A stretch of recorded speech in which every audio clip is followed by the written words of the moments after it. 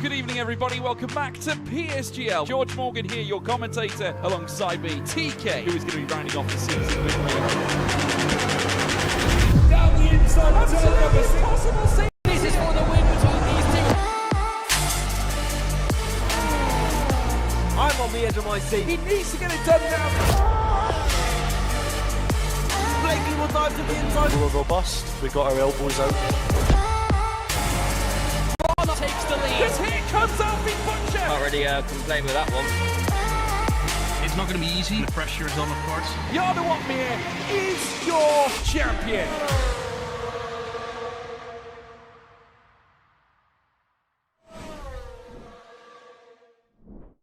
Good evening and welcome to PSGL, and it is time to get back to racing for round 2 as we get ourselves over to the lovely fan favourite and famous Spa-Francorchamps over in Belgium with its 7 kilometre long circuit, 4.352 miles and 19 turns, 2 DRS zones and 2 detection points, but its elevation changes and fast flat corners. I'm talking about you, Pujon. Everybody knows what to watch out for here at Spa. My name is Corey Brooks, one of you two commentators for this evening. Join with me in the booth once again, it's Omi. How are we, my friend? Yes, hello Corey, it is time for another round of PSGL PCF2 and we journey our way, as you correctly mentioned, to Spa. When we look at a calendar at the start of every season, there is a reason why most seasons you are going to see Spa, and it is just PSGL tradition at this point that we are here at Spa every single season basically, and we're here at it once again for season 41. Absolutely, it's a fan favourite and a driver favourite. Has also brought some of the closest battles that you have seen in racing history, and also the most dramatic and heartfelt moments, especially when it gets a bit wet here and it starts to pour down with rain. So it's seen its first share of drama, its first share of battles and hard racing, and the drivers are getting themselves ready. We'll take a quick look at the results going on from last time out in Australia, which saw Luca Rapassa take the victory with that last lap overtake. Gregory Prisbill and Diego Zorzo finished off your podium, but the only change really in the order was that Keaton Lutt was hit with 5 seconds, seeing him demoted all the way down to P11 in the end, which granted everybody a position up further from the onward. But the drivers are ready and eager to get going for Spa, so I will go on to the standings, but the results sort of speak for themselves. That is the standings so far at the end of round 1. But we will get going trackside for qualifying because they're all out there and ready to set what is going to be their first time lapse. They are indeed, and we have cars that are journeying their way around this Spa circuit, then on this outlap. 18 minutes on the clock, 1 point available for pole position. Of course, a longer lap time, Corey, so you don't have as much time out there because of how much longer your push laps, your out laps, all of the laps are taking, your in laps as well, meaning that if you do invalidate, if you do make errors, it will be costly and it will be putting more pressure on you compared to something like we were at last time, Albert Park. Yeah, absolutely. I mean, the times are going to be in the 140s around race time. In qualifying, they may break into the 30 times, but it's going to be high 30s, 8s, 9s maybe, I don't know. I'm not entirely clued up what the qualifying pace is for these chaps here. I don't do a lot of qualifying runs in Spa myself, but what I do know is that Joe Murphy is ready to show us what sort of pace you will be expecting here from your PC F2 grid, as he's just got himself out of La Source and flat to the floor all the way up Eau Rouge, Radion and onto that Camel Straight. Camel Straight 1 kilometre in length, making up one of the 7 kilometres of this circuit. Absolutely. And now it is a push towards Lecombe in the Alpine car. Of course, a reserve driver last season. Some good performances, of course, notably Japan, where he was able to muster a top 10 finish. And he's come into this season and looking to go on the attack once again. 8th place is where he finished last time out in Australia. It was 9th for qualifying. So, a race full of 2 consistent good results. And you need to be in the top 10, even if for Murphy, as he now becomes a full-time driver here with us in F2, The goal may not be the championship in his first proper full season, but if he can get those points finish, if he can consistently get those, and hopefully a podium to come as well later on this season, then he's putting himself in quite a good position. Now we make our way down this back straight, which isn't really straight, but we'll have that discussion another day. You are making your way down towards Blanchimont, followed by the bus stop chicane, and then Corey, you've done all of the hard work, you've completed the lap, and it's time to find out what you've got on the board. Absolutely, there's only 2 DRS zones to use at your advantage, and he approaches the second one now, which will only give him a slight little boost towards that checkered flag, and there you have it. It is a 1:40.161. Your benchmark time to beat as more drivers come powering down towards the line. That's Oscar Furheim goes for a 40.3, and furthermore the Haas driver, who's that Tony Hatala, breaks into that 40.1 already. And here we see the Ferrari Ryan Modler, 40.6, so rather scattered in the times as we get going into the opening parts of qualifying. Yep, drivers pushing on. Murphy, Hietala, great job for Hietala last time out. That was a first ever top 5 finish in PCF2 for him 1 week ago, so some good confidence, and by the rest of the grid predicted to be our pole sitter by the end of today. Not provisionally in run 1 though, Alpine 1-2, it was Murphy originally top, now it goes the way of Laurie Tulke, who found himself finishing in 13th last time out. Will be trying to grab some points. That will definitely be the aim for the driver, who was also 13th when it came to our championship standings in season 40. So a lot to build upon for a F3 title challenger from a few seasons ago. A very talented driver is Laurie Tulke, and he right now has set a 1:40.122 on the board, which has been beaten by a most recent race winner, Luca Rapassa. Oh, we just jumped on board to the back end of that lap as he was coming towards the bus stop chicane for Luca Rapassa. We did also see Gregory Prizibel, who was your race leader for pretty much the entirety of Australia before Rapassa finally took that away. He's not done too well here on that banker lap. It's only a 40.4. He is down in P14 as it stands, but it's only 4/10 away to pole, and there's a lap as long as this, like you say, Omi. That's just a couple of good corners. It really, really is. There's a lot to nail. Especially that middle part of the lap, because of course you have to consider the first sector, the third sector. It's basically a long straight, and then you get down to some braking zones. So realistically, if you can navigate the second sector well and just get those critical braking points sorted in the first and third sector, you're looking at a good lap around this sparse circuit. But it is much more easier said than done as well. So run 1 has seen Rapassa top, ahead of Tulke, ahead of Murphy, then Hietala, and Sergio Sabrino making his 70th start in the second tier today. Alves in 6th, Liam Stevens 7th, and then it was Lutt, Ranieri, Dowds. That completes our top 10, and then Furheim in 11th, Leet in 12th, then it's Lund ahead of his teammate and the man who fought for the win in his home race last time out in Australia, Gregory Prizibel, and then Adams, who's the reigning F3 champion, 15th, Diego Zorzo 16th, then Pressakan, Roberts, Modler, and Rishan Jacobs at the bottom of the pile in P20 for Racing Bulls. So you're looking at some drivers who will be quite happy with the lap times they've managed, some definitely not the case, and some who definitely will be eager to get on with it when it comes to the next run number 2 on this circuit. Yeah, absolutely, and I think straight away, I think it's Hatala coming down pit road. Yes, it is. So Tony Hatala will come straight back out, being the first one to take us away with the second lot of timed runs that you'll see on your screen, with just hitting under 11 minutes to go now in qualifying. 1 lap completed and 7 minutes out of that timer so far. So that just shows you how long it takes you to get around the circuit and to get 1 lap completed. So that begs the question, do they have time to even do a second run, and maybe even a third run in that sense, or is the rest of the grid that sat in the pits just going to wait it out for the final closing runs because of how long it takes to get around this circuit?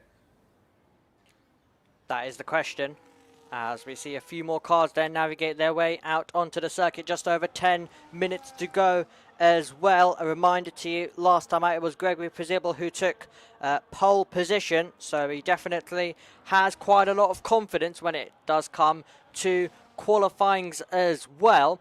And if we are to see a different driver, Astus, the names that we've already had on pole. A reminder that who we've had on pole previously in PCF2: Conrad Bohm, Diego Zorzo, Leo Lon, Sergio Sabrino, Larry Tulke, Tony Hietala and Gregory Prezibel. If we do get anyone other than those drivers, they would become the 60th different driver in the PCF2 tier to take a pole position. We've had plenty of names who have done it over the seasons. PCF2, of course, running since season 29.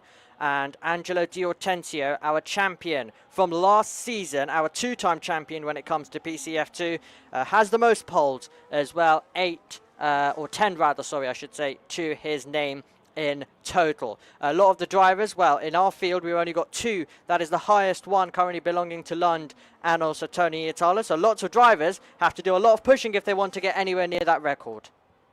Yeah, absolutely. I couldn't agree with you more. They've got a lot of work to do if they want to try and break through into the record books here in PC F2. We are on board with Hietala. He's just started his lap out of Eau Rouge and Radion and onto the Camel Straight. That rear wing is wide open, providing the top speed necessary because he's very low wing setups here in Spa. That is something that I do know. Almost, I wouldn't even say they've got wing profile on those cars in qualifying. They're really trying to find all the time they can, and that being sector 1 and sector 3, as you say, they are just straights. You want to shed all that aero load, so they are low wing setups, and makes that second sector even more tricky to hook together. But Hietala, he's coming through around the fast flat Pujon now and coming down towards campus.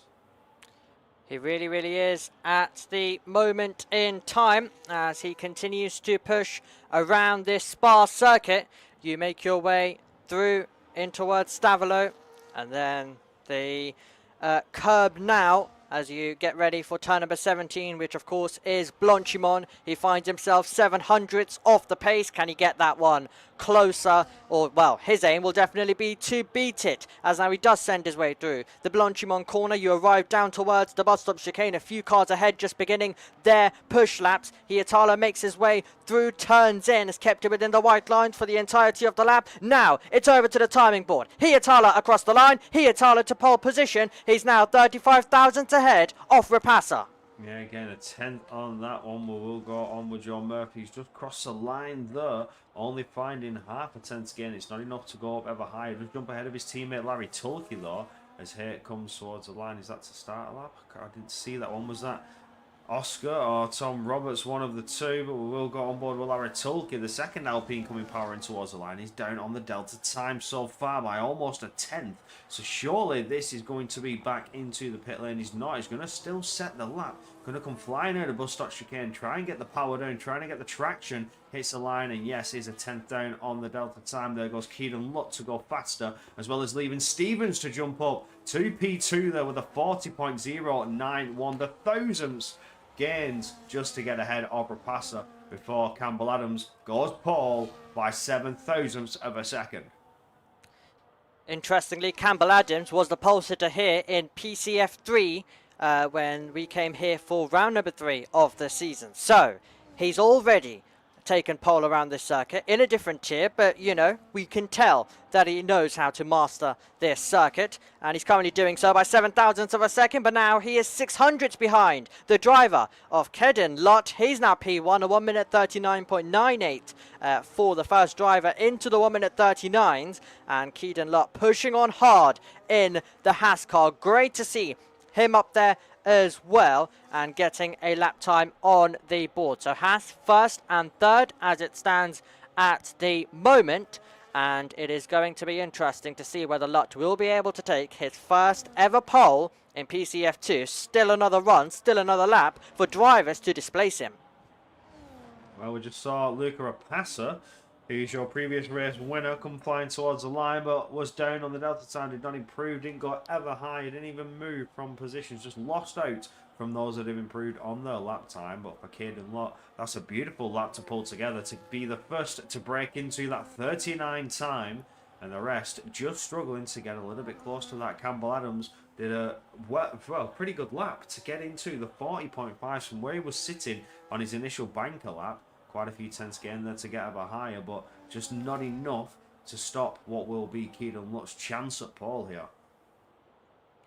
Absolutely. All 20 drivers that are full-time this season, by the way, are in this field. So last round we had 18 in total, and we had a few reserves filling in. So this time around, all the permanent drivers are here. So the reserves are watching on with the rest of us. So it is Leo Lund's first round. That also applies to Ranieri, to Pressakan, and to Tom Roberts as well. Tom Roberts making a return back to PCF2 after such a long time as well. He only had 2 starts, but he raced with us seasons ago, and he's had a lot of time on PlayStation in between, a lot of time as well fighting his way back up through the ranks. So it is great to have him back, and the 2 rounds that he did do of PCF2 didn't go to plan.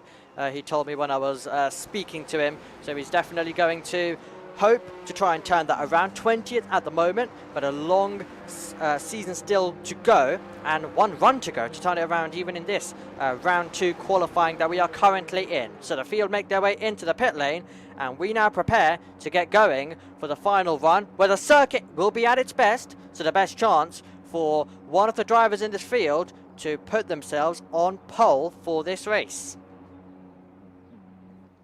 This is interesting. I was looking at the timings there, and if you look at how close the drivers actually are, it's within half a second. So even for Tom Roberts, 2/10 gain, could see him jump up to P15, maybe P16 even, and then maybe even if he got 2.5 tenths gain, he could be challenging for 13th, if not 12th, onto the Pressakan. So it's very, very fine margins. The gaps are getting pretty close, and Tom Roberts is the first to go out there. So we'll jump on board with him making his return to PCF2 full time. Finally, we have the full 20 drivers on the grid. You saw round 1 with a couple of reserves. Everybody's back, ready to rumble here in Belgium. And for Tom Roberts, he's wasted no time at all, and he's getting ready for his final run. Absolutely.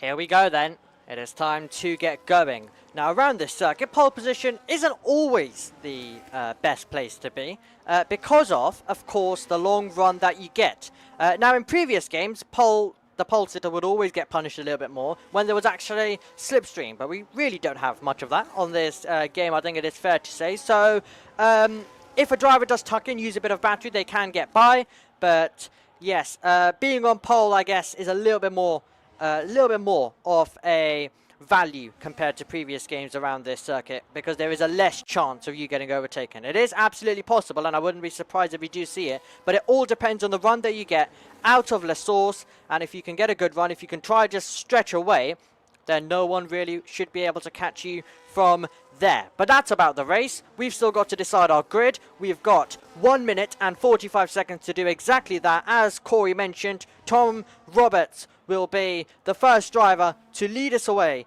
for this run, and he finds himself nearly 6/10 of the pace. Crazy gaps at the longest circuit as well, which is just absolutely remarkable. But it shows you how competitive this field is, how greatly talented this field is, and we're about to see it on show as Tom Roberts takes the widest possible line to give him the best exit as he begins a lap. Yeah, it's all about getting that extra speed down into La Source before you harsh on the brakes. We're going to fire it round and trying to hook it towards that apex. Use the dip of the curve to help carry the car around. And for Tom Roberts, dealt with, dispatched off very, very easily. Flat to the floor towards Eau Rouge, all the way on the exit of Radion before you get onto that Camel Straight and open that rear wing to try and maximise the top speed potential of the car itself. Before once again you've got to be throttle, you've got to be gentle on those brakes, sort of throw the car into the right hander of Lacombe, catch it back round to the left before you've got to ease it back around on the throttle of Malmedy before you come down into Brussels, Rivage, whichever you want to call it, and then back towards No Name or Jackie X. So a very technical part of the sector here in Sector 2, which had been done and dealt with very nicely by Tom Roberts, and now flat to the floor towards Pihon Corner.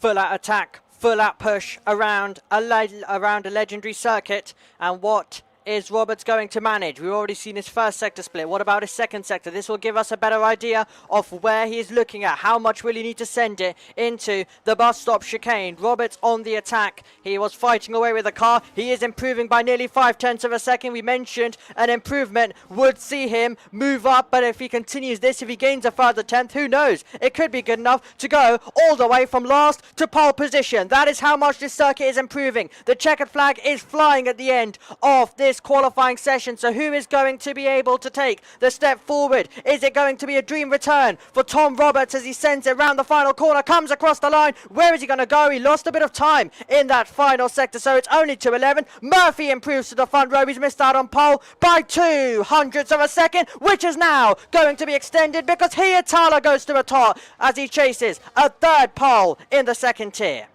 Absolutely, Hietala with a beautiful run there, 10th clear over his current rival teammate, which would have been Keaton. Look, now Sergio Sobrino has just fell short by 100th of a second. We're still on board with Keaton. Let's see if he's got any more to pull out of the bag. Anything left in the tank that can challenge his current teammate. Crosses the line. No, only jumps up to P3, but it was a good, valiant effort on board with Luca Rapassa. Your previous race victor is looking at a 10th improvement almost as we get towards Blanchimont. But is there anything left in Rapassa's lap to help him move further up the field? Just a couple more hundredths, if not thousandths, will matter in this qualifying here. And now, out of the final corner we go. Flat to the floor, open that rear wing for a slight little sprint towards the checkered flag.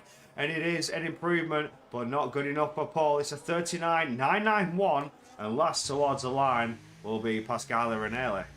And see, I didn't see where Ranelli went, but we'll find out now as we get to the final timing results. I think he gained a few places, but only a few. Was marginal 11th position he's ended up in. But by 100th of a second, it's Hietala who is top, ahead of Sergio Sobrino, and then Lott, Alves, Rapassa, Lund, Murphy, Adam Stevens, and Jacobs complete our top 10. Then came Ranieri in 11th, as we mentioned. Then Tulke, Tom Roberts found his way to 13th, a good last lap when he needed it. Then Diego Zorzo, Cameron Dowd, Oscar Furuheim, and then Tudor Pressacan, Gregory Prezibel, Ryan Modler, and Isaac Leet. Just over 4.5 tenths separating the entire field, Corey. Absolutely ludicrous gaps and margins between the entire field.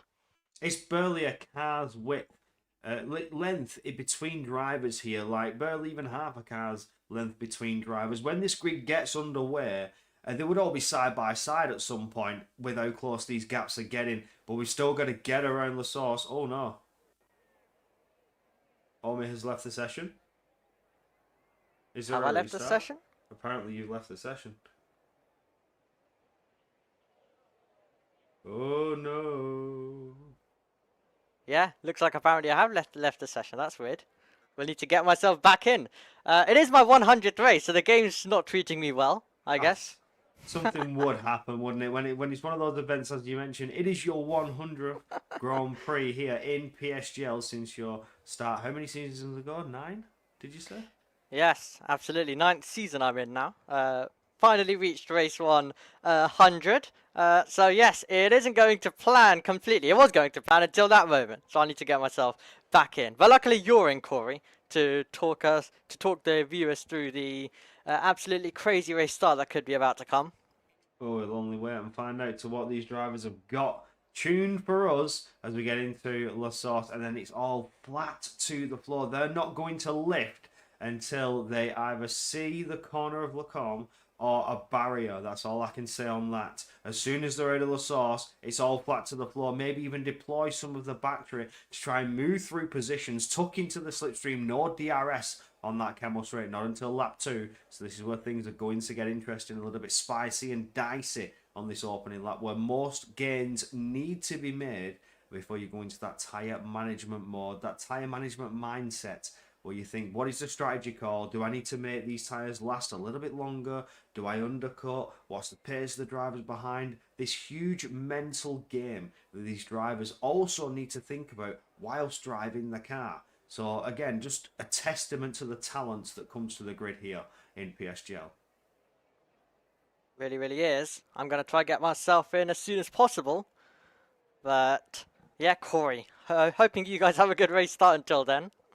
But we are still waiting for those lights to get lit and the grid to become active. The drivers start revving up those engines, getting on that limiter, waiting for the optimum RPM for the launch of the car. And here we go. It's 3, 4, 5 lights. The grid is hot. The drivers are ready. And it is all go, go, go for round 2 here in Belgium And what a beautiful getaway from Keaton Lutt. He's managed to jump up alongside of his teammate Hatala. Then they've gone side by side. Keaton Lutt has dived up from P3 up into P1 off the race start. What a launch for the FBR driver. He's got his teammate behind him. Now they work team tactics together to hold off what could be Sabrino looking to try and claw through. But no opening gaps further down the field. You have Larry Tulkey side by side, as well as Campbell Adams trying to make moves off the start. It's all going off at the back of the grid. They're weaving left and right. And there you see Tom Roberts move up on Campbell Adams. Adams not having the best start possible. Oscar's had a disaster moment into Lacombe. Has fell down to the back of the grid, but it's side by side for Campbell Adams and Cameron Dowds, and it looks like Dowds is going to get the upper hand. He's going to pull ahead now as we get going around Rabage and down into No Name Corner. Things are starting to get a little bit spicy. Leo Lund up into P3. What a beautiful race start for Leo Lund. As now we see Ranelli battling it out with Diego Zorzo. As we go side by side around Pujon. Zorzo's trying to stick it around the outside. Ranelli's telling him no way, trying to hold that inside line. And Zorzo now keeping his foot in the door as we get going into Campus and out of Stabler. I don't actually know what that one's called. Turn 12, around 13, now out of 14, a Campus. And Zorzo did get the upper hand, pulled ahead of Pascal Ranelli there. And what a crazy opening start here. Things are certainly starting to fire up. We've got Larry Tulke all over that rear diffuser Ranelli, as well as Ranelli picked up any damage along the way on that race start because he's running a little bit slower than everybody else, maybe just running higher wings. Zorzo making moves now, moving up on Joe Murphy, easy pickings, as well as Larry Tulke side by side with Ranelli on the exit of turn 19. Out of the final corner we go into La Source. Larry Tulke's moved up. Liam Stevens is moving up on Nelson Alves as well. Moves coming everywhere here as we start lap 2. That's to know Pressican and Ryan Modler getting through his Campbell Adams has had a moment in La Source, maybe locking the front tyres and sliding there and couldn't get the exit possible. Oh, I need to take a breath. Well, luckily I am back in the game as Leo Lund makes the move for second place, so an easy switch. That is because Lott had broken the 1 second, he'd broken the DRS and extended his advantage. Leo Lund now trying to get back inside that 1 second as well. So it's Lott, then Lund, then Hietala, Sabrino and Liam Stevens. Our top two are on the mediums. Hietala and Sabrino on those hard compound of tyres. We've got a battle going on further back as well, and Ranieri losing some positions at the same time. Cameron Dowds makes his way up, and they were all battling as well with Tom Roberts, who's just ahead of them as well. The battling now continuing through, and it's going to be Pressican getting ahead of Ranieri. I think Ranelli's just not fighting. There's something going on there with that Ferrari car. He's been running slower or struggling for pace since the start of the race. Now, I know it says the start of the race, meaning we're only halfway through lap 2, but these are long lap times, so you notice this over the course of the lap more than you would with any other driver. Look at the gap open up to Tadeo Pressican ahead, half a second clear, and his teammate Ryan Modler behind is closing up at an exponential rate. Really is as well. Meanwhile, Diego Zorzo trying to make a move on Rishan Jacobs. Easy pickings there for Diego Zorzo, who moves up to 8th position, clears Jacobs with ease. Remember that is mediums versus hard compound of tyres, and mediums come out on top. Well, what a contrast for Gregory Przybylj after fighting and leading the way for so long when it came to race number 1, under pressure and fighting for 18th position in race number 2, and he's up against Isaac Leet, one of the other promotions from F3 to F2. And meanwhile at the front of the field, Tony Hietala not having the race start that he would have wanted the opening few laps, because he has dropped down all the way to 4th position, and the gap between 3rd and 2nd is 1.1 second as the battling and the overtakes continue further back. We have Modler trying to clear his teammate, and he's done so Ranieri drops down to P16. Yeah, Ranelli's really struggling here. I think maybe it's a setup adjustment made, or some form of setup that may have worked in quali isn't working for the Grand Prix, or is that just the tyres that he started on? If you look at the grid, majority of the runners are on hards. It's only Keaton Lott and Leo Lund who've got mediums with Liam Stevens and Diego Zorzo, so that would explain Keaton Lott's sudden boost of pace off the start, able to jump not 1 but 2 positions and take control of the Grand Prix before we even got around La Source. We even got up before we got to Eau Rouge and Radion. Keaton Lott was fully ahead and in control. Leo Lund now trying to chase him down, has managed to break into that 1 second Now broken down to 7/10 of a second and is closing up to Keaton Lund, looking to maybe, just maybe, take control a little bit early on for Leo Lund. But you want to be ahead, especially on those medium tyres, and running the alternate strategy here compared to those on the hards. Hards seem to be the strategy of choice for majority of the drivers. Yeah, Leo Lund, we mentioned he would be one of our championship contenders when it came to this season. Of course, he wasn't with us. He wasn't with us in the season opening round. So he's going to be playing a bit of catch-up. One round, I mean, that is still big for the championship. So you always then are on catch-up, even if you only miss the season opening round as well. I'm sure the other drivers all miss rounds, but at this phase, you're all just trying to recover the margin and the gap. Leo Lund finished second here when it came to season 40. He's right now in second, but I'm sure he'll be desperate to turn it into the top step of the podium. The field make their way then through.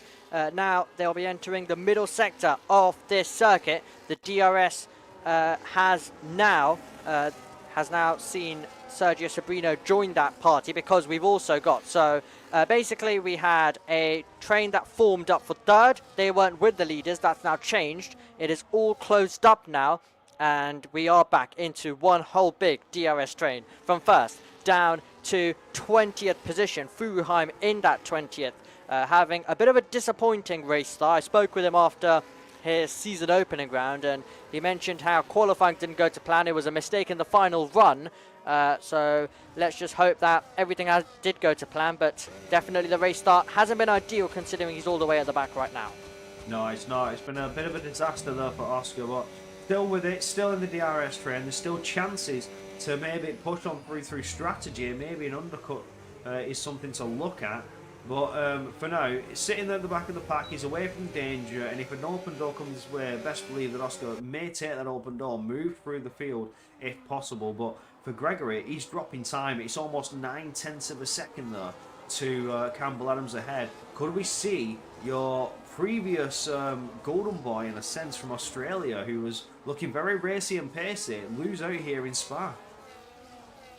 Well, that is just sometimes the way things work, and in this scenario, it might exactly be the case that you describe. Some of the talent, some of the drivers fighting at the front of the field in our round at Australia can, well, find themselves catching up and completely having a bit of a different race when it comes to round number 2. Of course, 2 different circuits as well. It was really round 1, the arrival of the F3 stars. It was great to get them in and immediately being competitive, but Gregory and Adams both, of course, had their home race as well. So there was also that theory of, could it be that they were very quick because, of course, it's one of the circuits, well, it is their home circuit, so maybe possibly they've done a bit of extra running there, and they are absolute specialists of those circuits. So that could be another thing. I guess we'll have to wait for the entire season, or more of the season, to play out until we can answer that one. But Gregory and Adams, I'd love to see them fight more at the front and show us some more of the racecraft that they had when it came to our season opening round. Rapaz, of course, the winner of that. He finds himself in 7th. Directly ahead is Alves, who is putting some pressure on Liam Stevens, the driver currently in P5. Yeah, that pack is starting to close up a little bit closer now. We saw the 7 to 8/10 gaps, but as you mentioned a couple of laps ago, they've started to close up. That battle that was for third has now closed up to the front runners, where you saw them sort of separate and run their own little pace. Keaton looks starting to push a little bit harder, has managed to open that gap up that Leo Lund's tried so very hard to break back down. And once again, with a bit of burn of the battery, he claws those tenths back, does Leo Lund. But I think it's because there is a threat of overtake from behind of Sergio Sobrino. Sobrino's been closing up lap after lap now as we get going out of Lecom. And Malmedy is just around the corner, quite literally. Really is. Really is. It all comes thick and fast around this Spa circuit.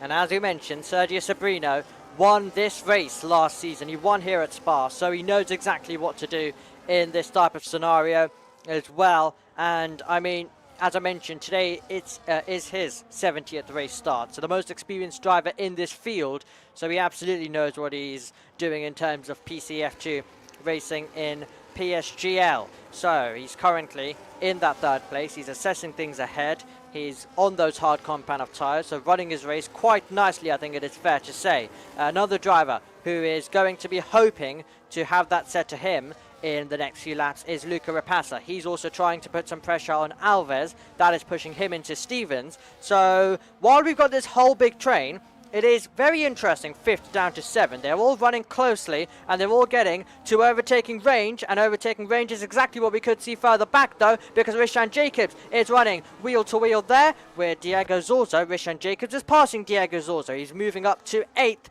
place in the race.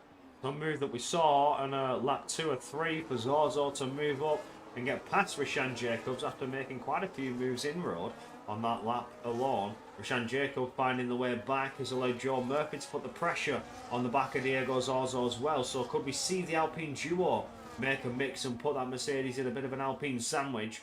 But as you can see, Zorzo is trying to defend it. He's burning the battery. He's flashing now. So I think Joe Murphy has got the run. He looks to the outside line. Zorzo's going to try and defend him, squeezing him as much as he can.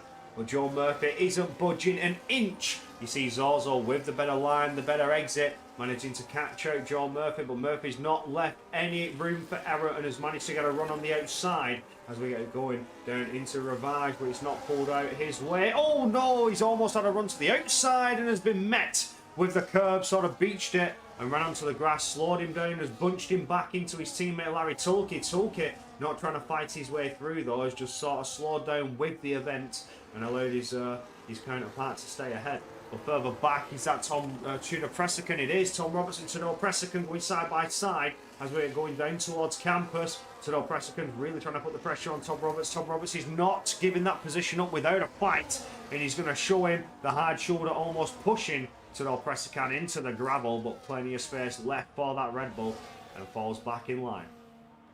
Absolutely wild stuff, and Pressakan is still trying to risk it. Is he going to go the long way around into Blanchimont? That is brave. He's off the road. He's getting a penalty, and he's still trying to get to the inside line. Pressakan is really wanting this position. They're going to run side by side. Pit stops ahead. That's Diego Zorzo who's come into the pit lane. Traction race, and Roberts is going to be ahead. And here comes the German driver, Ryan Modler, to get past Pressakan. Does he try and go for Tom Roberts as well? Pressakan will be desperate to hang on to this position. He would have been disappointed to lose out as well.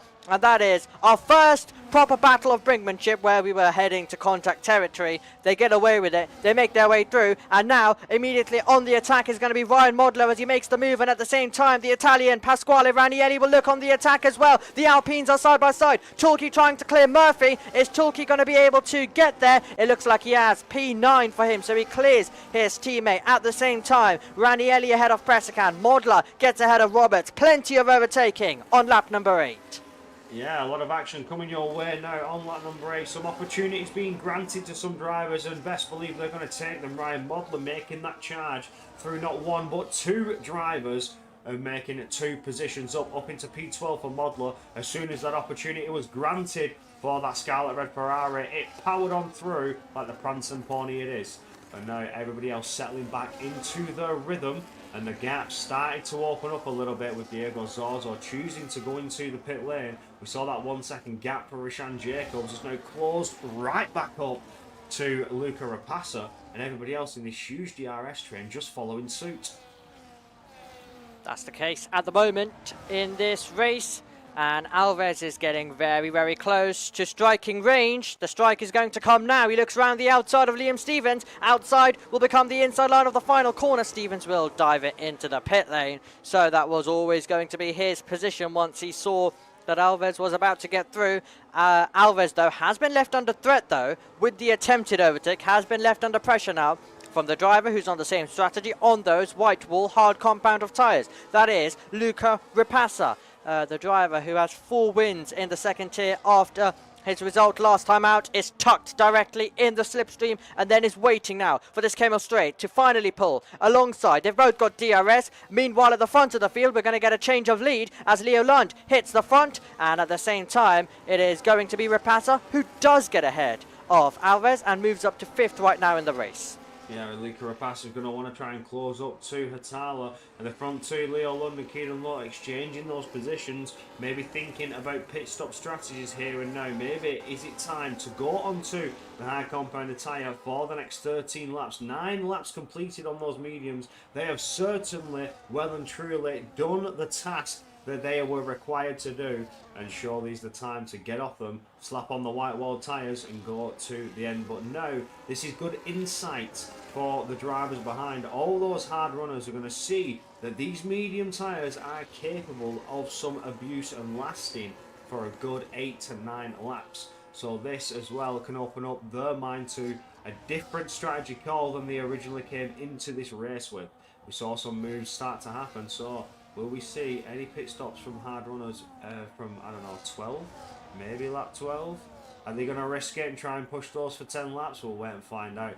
On board with Leo London, Sergio Sabrino now tries to make a move through, does go for the lead as Leo London, Keaton Lott do dive into that pit lane. And we'll look backboard to the front. It's Atala looking to close up into La Source to get a run on Eau Rouge and Radion and maybe take control of the Grand Prix. That will be the aim indeed for him at the moment, like you say, as he will now climb through Rouge and Radion, will follow the line of Sergio Sabrino, and now, as Corey mentioned, it looks like he wants to take the lead, he wants to take control, and that's exactly what's happened. A nice easy move comes in, and now this train is going to be led by Tony Hietala. Meanwhile, I want to go further back in the field because it's about to get really interesting. Leo Lund clearing Liam Stevens. So Liam Stevens got the undercut. He momentarily got ahead. Now Lutt also wants to clear Liam Stevens as well. And at the same time, Leo Lund is trying to block them. And Liam Stevens is going to fight his way back through. So Liam Stevens is back ahead. He's of course got the tyres warmed up. And that was really, really interesting fighting. 3 cars into 1. And it played a part in terms of who came out on top in that battle. Absolutely, Liam Stevens just boxing at the right time, managing to get that undercut done and dusty. He's jumped ahead of Leo London, Keaton Lott, therefore he's now the net race leader, and he's pulling quite a bit of a gap over Leo Lund. Having those tyres in that better working window is paying dividends for Stevens over Leo Lund. Lund now desperately trying to get the car going up to pace, up to some form of equality to Liam Stevens' potential right now, and the gap is just opening up ever more. The tyres seriously are working for Stevens and struggling for Lund behind. It's almost a second. It's 9/10. Will we see it break as we get through Blanchimont? Indeed. So the field continues on their different stints at the moment. Of course, we've got differing strategies out there on the circuit, as we mentioned. Only driver with a penalty in this race is Presakan.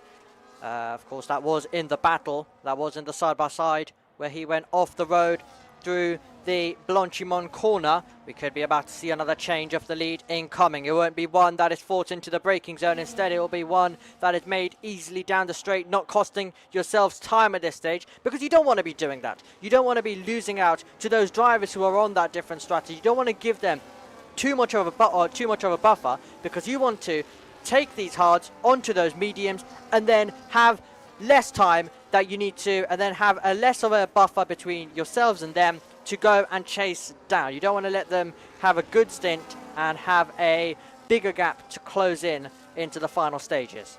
No, absolutely not. You want to really maximise the potential of your strategy more than the utility of the tyre itself. You may feel like they're pushing a little bit too hard. You could put yourself at punch of risk, but it's also part of the strategy plan. You need to think, they've boxed early, they're going to try and go to the end now, but I've got the medium tyres, I will have that grip advantage. How long can I keep that grip advantage? It's all down to the strategy and the scenario on the day. Like, we've had beautiful weather, and a spot of rain here today could have certainly mixed up this order. Even changing conditions could have certainly brought its fair share of drama. So this has been a very well-run race for everybody so far. The DRS train started to open up and close up, and now everybody's just running their strategy call. Oh, there's a moment there for Tom Roberts. He's gone really deep. Almost had Pascal Ranelli right alongside him, but has managed to get that Kick-Sauber back under control. Now here comes Ranelli looking to the rear into La Source, maybe setting up a move as we get going flat to the floor towards the Campbell Straight. We seem to see that a lot more. Depending on how close they are out of La Source, will set them up perfectly when that DRS becomes available. Will do indeed. Back to your never-ending switching between Hietala and Sabrina. There's the switch that comes in, but I'm more interested further back. I'm more interested in Ranieri and Roberts. No move has come from the Scarlet Ferrari. Ranieri, of course, driving for the Mercedes team in the league last season, has now moved over to the Ferrari colours. A great season for Ranieri, I have to say. P6 in the standings.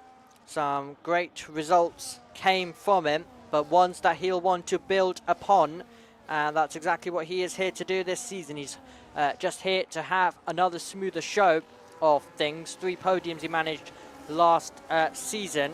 He was in the top 5 on 4 different occasions, 1 extra in terms of the top 10, so he's trying to chase down a first win at this level.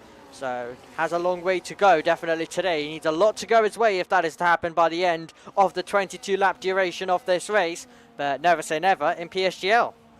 Absolutely not. Anything can happen. Racing can turn on a dime. It only takes 1 corner to change the entire race dynamic, or 1 driver to not finish the Grand Prix because of said corner. It all comes down to how you fit in this situation. We see some drivers. Joe Murphy has dived into the pit lane with Ranieri as well as Gregory Prezibel. So those drivers opting to box now. 9 laps still have to complete on the medium compounded tyre. Everybody else, I think, is going to go a little bit longer and go for what could be 7 laps on mediums. So they can absolutely screw the... How can I say this without being a bit controversial? Screw the backside off that car. There we go. Got there, everybody. Change of lead again. Sabrino back to the front of this one. Let us know your predictions, by the way. I think it's a perfect time to let us know your predictions in the live chat in terms of who is going to come away with the victory for this round as well, because we're right now just in the middle of actually seeing the strategy meet in the middle. We've just had our first few drivers go on to the set of the medium compound of tyres and get ready for the chasing that they'll have to do. So it's a perfect time to predict who do you think is going to come out on top as well, because we've just went over half race distance and still have a long way to go here at Spa in what is round number 2 of our season. We'll be heading over to Texas next time out, one of the circuits that delivered us with some great racing in last season's race. And then it will be time for a little break week before we get going again for a sprint all the way till the end of December before another break, and then 3 rounds to conclude our season, which will lead us to the 22nd of January at Abu Dhabi to hopefully what will be a round that will crown our champion, and a round which will see someone from this field join that long list. Okay, time for pit stops for our leaders as we see them come in now. Yeah, Larry Torkey choosing to go 1 lap longer, as well as Cameron Dowds and Tom Roberts also staying out of that pit lane. I think Pressacan and as well he's going to stay out, is indeed up. So bit of a unknown in the area. You don't want to double stack as well, so a lot of drivers are going to have to force to stay out 1 lap longer. That's the problem being in this massive DRS train and not with a couple of seconds in hand. You can't do that double stack. You can't follow the same strategy. You're going to have to go 1 lap longer. But Larry Tulke had a big enough gap that there was no threat of attack or overtake from behind, as Cameron Dowds, just trying to close up, did have the DRS down the Campbell Straight, so was able to close up a little bit more. But I suspect we'll see the remaining 7 drivers, who have yet to pit into the pits at the end of this lap.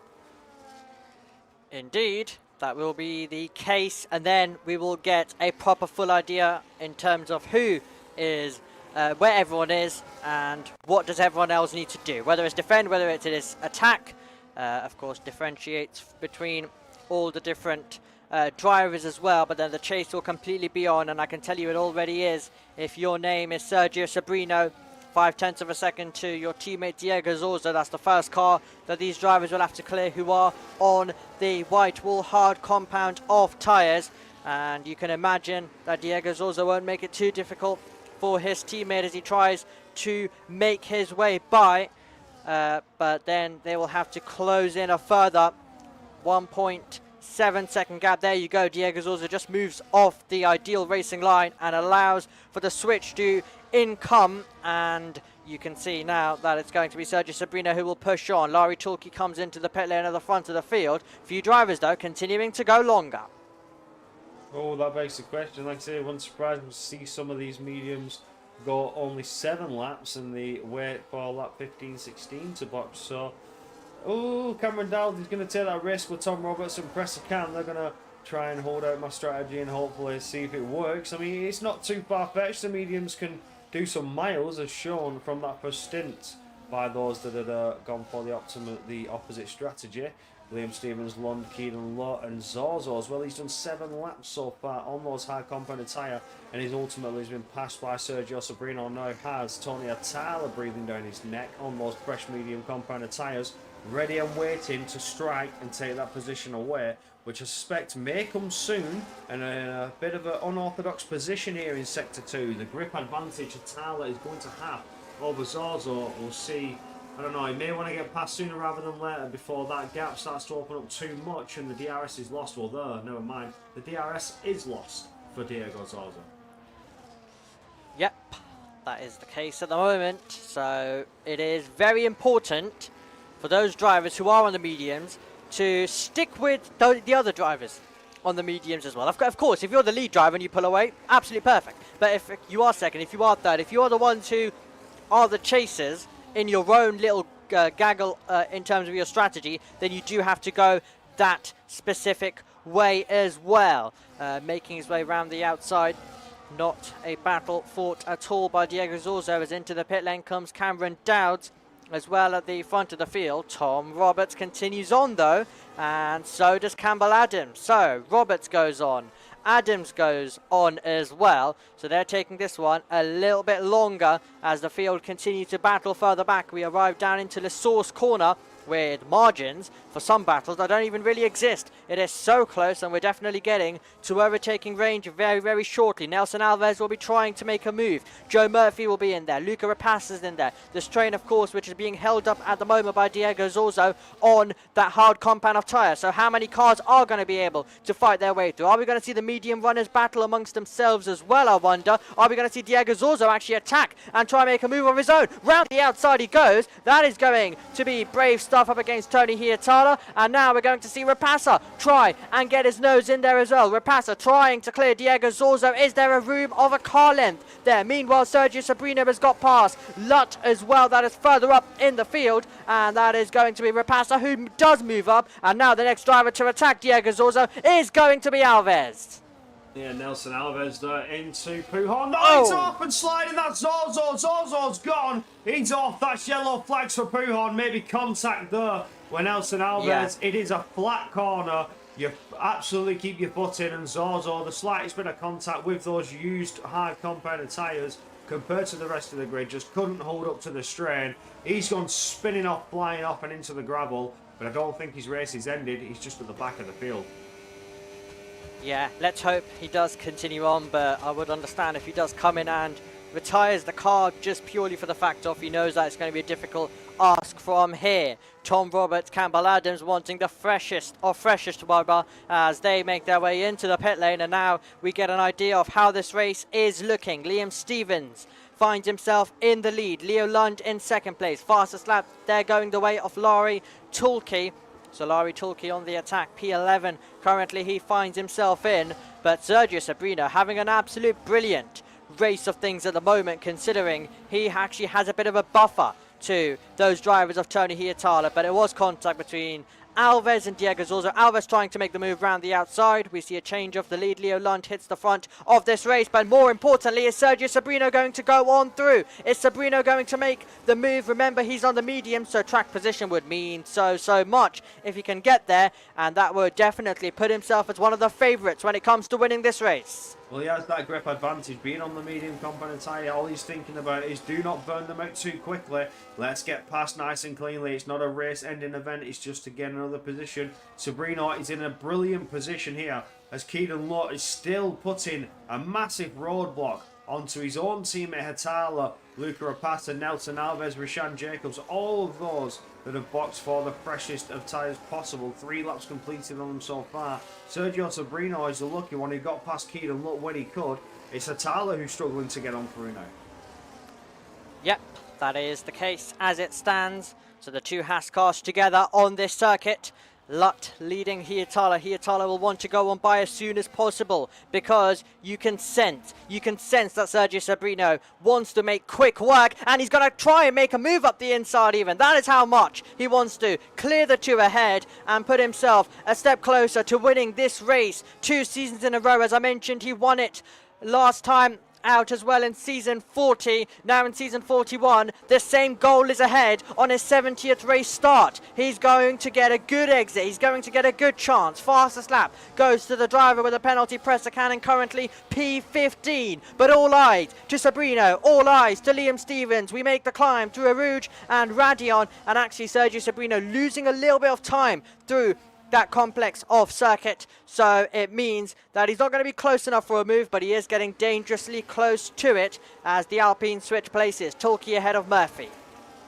Cameron Dowd's further back, making a move on Ranelli there, does manage to slip that B card through as we got going into Lecombe, but this is crucial for Sabrino. Sabrino needs to get past. He's been looking for that open door on Liam Stevens, just can't seem to find his way through, but he needs to before those medium component tyres start to feel a little bit worse for wear.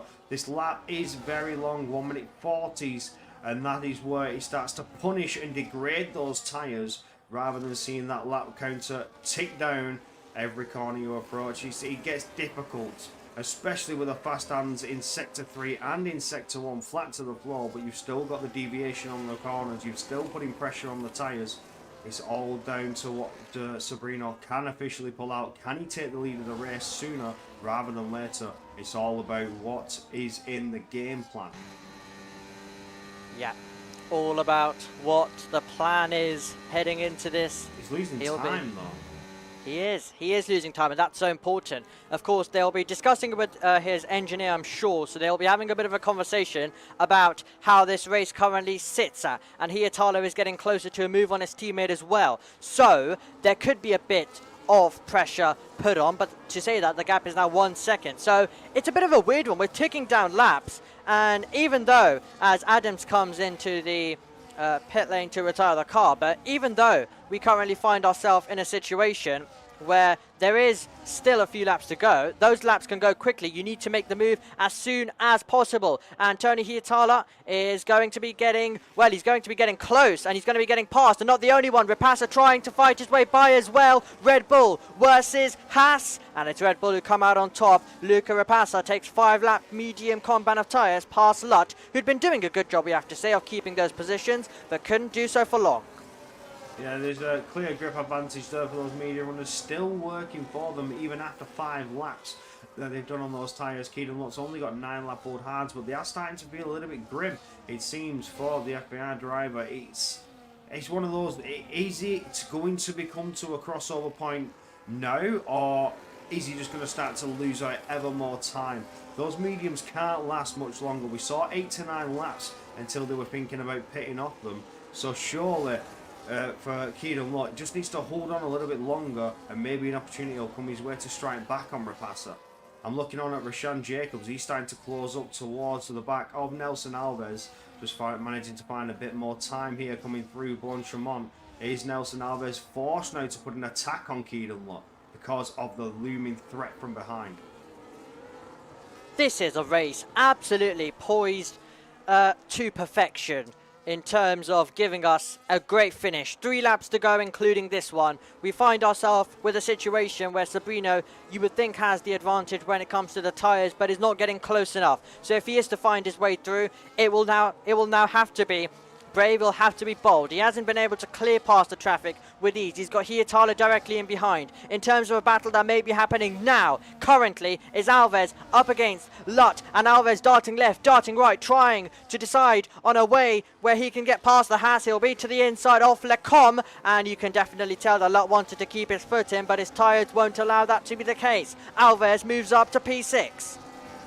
Yeah, beautiful move there for Nelson Alves, and Just again for Keenan Lund, just not able to find the grip and the traction to hold the car coming through. Has now got another looming threat, Rashan Jacobs behind. Is this the drop off? Is this the fallout now for Keenan Lund? Those hard tyres have got nothing left to give.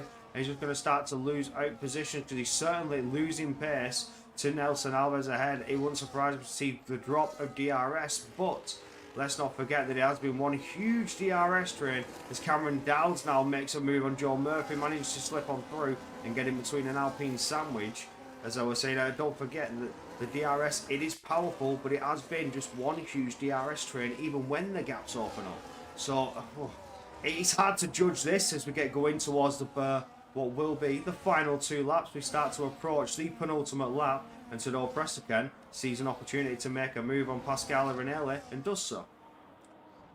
Does so, as you mentioned indeed, Corey. At the moment, the field make their way round the final few corners. We go on to the penultimate lap of the race. It looked like this could have been a race heading the way of Sergio Sabrino, but it definitely looks like it is advantage Leo Lund, because he's got that 8/10 gap. If Liam Stevens can close in and give it his best attack. Remember, you need to be close around the Spa circuit, even at a circuit like Spa, where you think with the long straights you could be able to make an overtake. With this game, the slipstream is just not as powerful, so you've got to be basically tucked up behind your rival to even give yourself a realistic shot of overtaking and changing things. Talking about changing things, Rashan Jacobs trying to put a move as well on Lut at the moment, as the field now make their way through. Malmedy at the front of the field, and we are sprinting our way towards the final lap of the contest here at Spa. Tom Roberts did just make a move upon Gregory Prezibel, has managed to move up into P13 so far, and as is seeing the chat, Tom's winning this. I mean, if he's P13 is victory, then sure, he's winning this. Oh, well, great to see Gabor in our live chat as well. Of course, now he's racing in F3. We do miss him up here in this tier as well, as Jacobs finding himself losing positions. Jacobs losing positions. He could be about to say goodbye to the points, because Murphy moves up and through into P10, and that has to be surely something happening to Jacobs, considering he's lost a few places. Oh, big moment in Sector 2 there for Rashan Jacobs. He's lost 2 positions, and he's now under attack from Ryan Modler behind. Modler's getting closer and closer, but I don't think close enough for a move in the bus stop chicane. He's not. He's going to wait this one out for the final lap, as we have started the final lap with Leo Lund, Liam Stevens, Sabrino, and now we get to this pack of the field from P11 onwards. The midfield cross the line. Final lap is underway, and Omid, take us away. Well, here we go. Liam Stevens then pushing on. What has just happened? Wow, Jacobs off. Rashan Jacobs off. And something's gone wrong. I think you saw a better view of it. We're going to have to go to the battle meanwhile for P3 and P4, because trying to make the move on the last lap here is Hietala. So Hietala trying to fight his way by. Can't get there at the moment. But yes, big issues for Jacobs. He had something weird go on to lose a few places, and now he's gone completely off the road and is finding his way currently in 18th position. 6/10 in it in terms of the battle for the lead. P3 though could be a bit more interesting, this battle that goes on between Sabrino and Hietala. Of course, the lead drivers on this strategy of the medium compound of tyre. So no Prestican's been pushed off the 3 wide, going towards Pujon, the 3 wide on the exit of Pujon. Oh, Tom Roberts, it's Oscar Isaac Leah, and Tadej Prestican just held it 3 wide, and it's Oscar and Isaac Leah that kept it 2 wide, going all the way around Pujon, and Oscar's the one who's going to pull out on top of that one. Oh my word, that was crazy on the final lap here in Spa. Yeah, absolutely wild stuff. Well, it is absolute chaos behind, but it is going to be brilliant at the front of the field for Leo Lund, who missed the last round, so he's come into this championship in his first race this season. He's going to start it on the top step of the podium. Second here last season, first here in season 41. Leo Lund takes the checkered flag here at Spa, and he beats home Stevens and Sergio Sabrino, who gets third on his 70th start in PCF2. But Corey, it was absolute chaos behind, in terms of 3 wide, in terms of Jacobs having a moment, in terms of everything out there on the circuit. That was chaotic. What a final lap to get you finishing off here in Spa-Francorchamps in Belgium. That was dramatic we saw Rashawn Jacobs in La Source practically stop and gridlock, drive off the track. Then we see crazy chaotic moments up the Kemmel Straight. 3 wide in Pujon. And now, right towards the final lap, we had a moment there at the end. It was Reneli and I think Tadej Presakan almost give us a photo finish drag race to the line. That was chaos. Well, round 1 delivered, round 2 delivered. We had to deal with an F2, a season of calmness quite a bit in season 40. Get rid of that, we're into the chaos phase, and even on this game, these drivers are managing to deliver us some of the chaos and carnage. Leo Lund ended as the winner, then Stevens, and then Sabrino in third, Hietala, Rapassa completing our top 5, and then Alves, who had to put in some good overtakes across the event, then Lutt, Tulke, Dowds and Murphy, another top 10 finish for him provisionally, and then Modler, Roberts on his return, and then Przybylj, Furuheim, Leet, Ranieri, Jacobs, Presakan, and our retirements, both in the pit lane, Diego Zorzo and Campbell Adams. And for the second race in a row, we just can't believe what we've just seen in a finish as well. This time not at the front, but the drivers in the lower end of the field, absolutely delivering some of the carnage for us to talk about. Definitely for a week until we get going for Texas. Absolutely. What a way to finish off round 2, and it certainly didn't disappoint. We got a little bit slower in the midpoint, and as you expect in F125, it happens. You have carnage in action, lap 1, 2, maybe lap 3, depending on how close people are. Couple laps where it's just tyre management, they do the pit stops, tyre management. Then once again, we're straight back to the drama, the chaos, the carnage, the carbon flying across the tarmac. And as you saw there and then, it does happen very, very quickly. Racing turns on a dime. Now I'm just going to bring us back to commentator's corner just for a second. I'm going to skip out on the interviews. You are looking at the standings real quick. Just for today, we're not going to have the interviews just for today. I'm rather tired. I was trying to fight myself to stay awake until that race came all of a sudden alive on that final lap.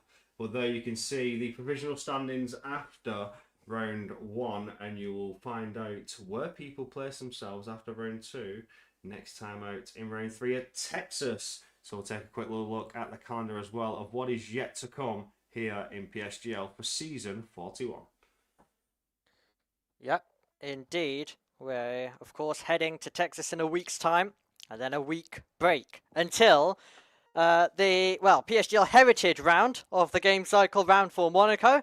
And then we'll head to Austria for some overtaking, I'm sure. Round 6 will be Canada, that will be on the 4th of December. Britain and Mexico will complete racing this year, but still, it's not the end of the season. We'll have a little break, we'll celebrate Christmas and New Year's, and then we'll be back at one of the great circuits, one of the favourites for myself and Corey up here in the commentary box at Jeddah.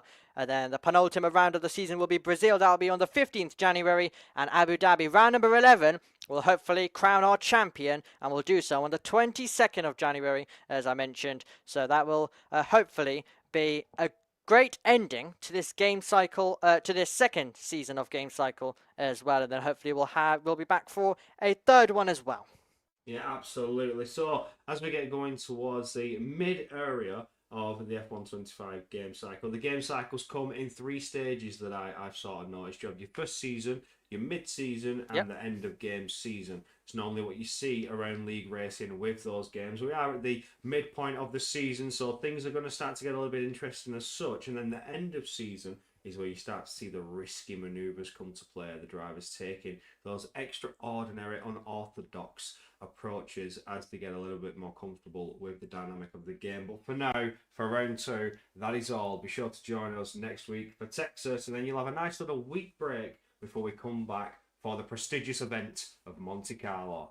Well, that is all. And Naomi, thank you for joining me once again, and we'll see you next week.